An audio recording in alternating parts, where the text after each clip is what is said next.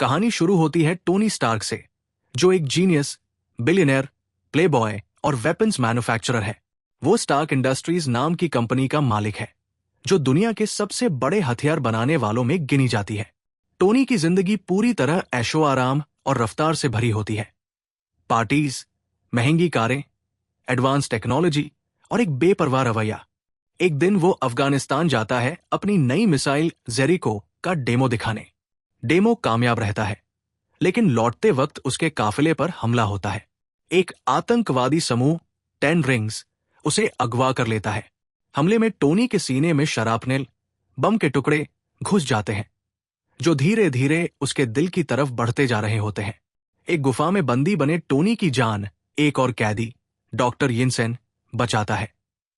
वो उसके सीने में एक इलेक्ट्रोमैग्नेट लगाता है, जो कार की बैटरी से जुड़ा होता है, जिससे वो टुकड़े दिल तक नहीं पहुंचते। आतंकी टोनी से कहते हैं कि वो उनके लिए जेरिको मिसाइल बनाए, लेकिन टोनी और यिनसेन चुपचाप एक लोहे का बख्तरबंद सूट बनाते हैं, जिससे टोनी भाग सके। जब सूट तैयार हो जाता है, टोनी उसे पहनकर पूरे कैंप को तबाह कर देता है। भागने के दौरान यिनसेन अपनी जान कुर्बान कर देता है। टोनी रेगिस्तान में गिरता है और वहीं से अमेरिकी सेना उसे बचा लेती है। अमेरिका लौटने के बाद टोनी पूरी तरह बदल चुका होता है। एक प्रेस कॉन्फ्रेंस में वो सबके सामने कहता है, अब मैं और हथियार नहीं बनाऊंगा।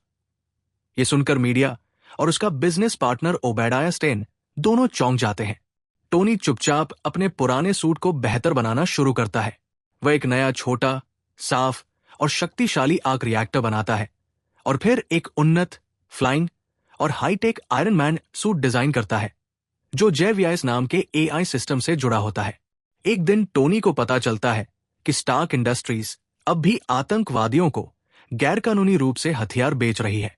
वो गुस्से में आकर अपना आयरन मैन सूट पहनता है और फिर से अफगानिस्तान लौटता है। वहां एक गांव पर 10 रिंग्स ने कब्जा कर रखा होता है। टोनी वहां के मासूम लोगों को बचाता है, आतंकियों को उड़ा देता है और महिलाओं बच्चों को आजादी दिलाता है।